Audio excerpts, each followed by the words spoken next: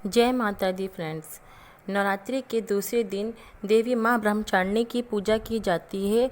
यह माता के तप, संयम, भक्ति और धैर्य का प्रतीक माना जाता है। नवरात्रि के पावन पर्व में हम हर दिन माँ दुर्गा के अलग अलग स्वरूपों की पूजा करते हैं। नवरात्रि के दूसरे दिन हम माँ ब्रह्मचारिणी की आराधना करते हैं।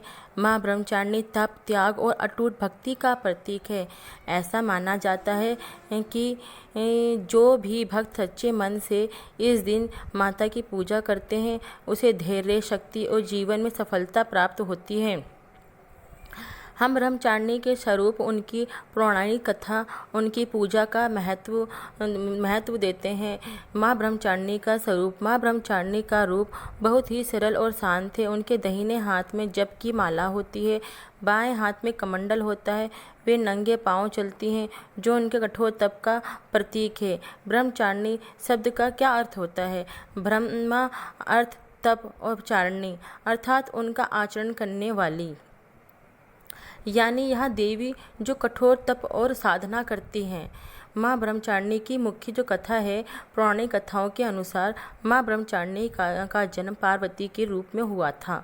उनके मन में बचपन से ही भगवान शिव को पति रूप में पाने की इच्छा थी, लेकिन भगवान शिव बहुत ही तपस्वी थे और संसार से अलग रहते थे।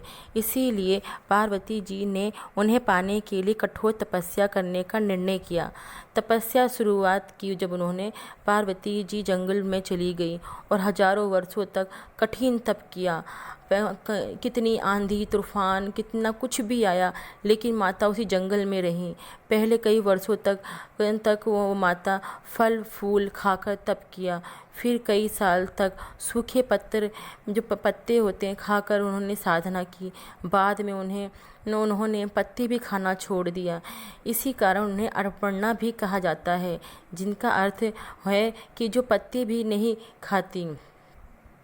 उनकी तपस्या इतनी कठोर थी कि देवता, ऋषि और पूरे ब्रह्मांड में उनकी चर्चा होने लगी। देवताओं को चिंता होने लगी।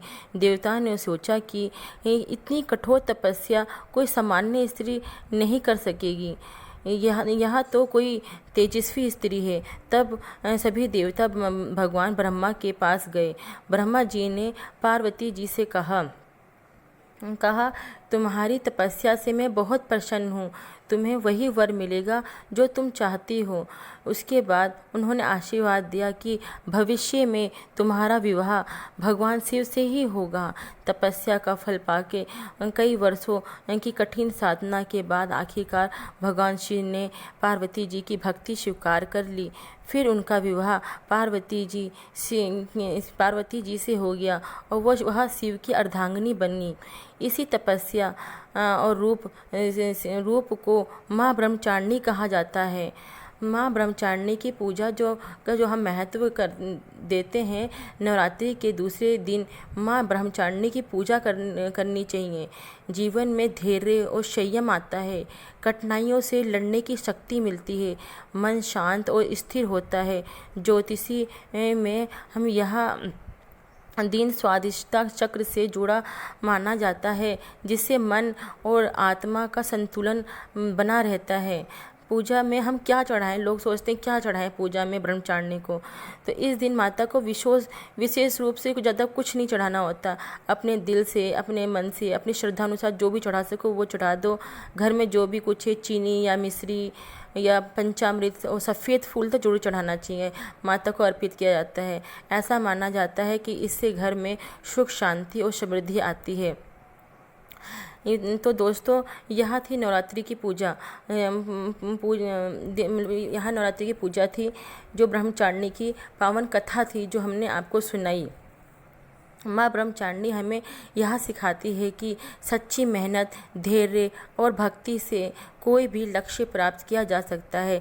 अगर आपको यह जानकारी अच्छी लगी हो तो वीडियो को लाइक करें, शेयर करें और चैनल को सब्सक्राइब करें। बोलो जोर से, बोलो जय माता दी की।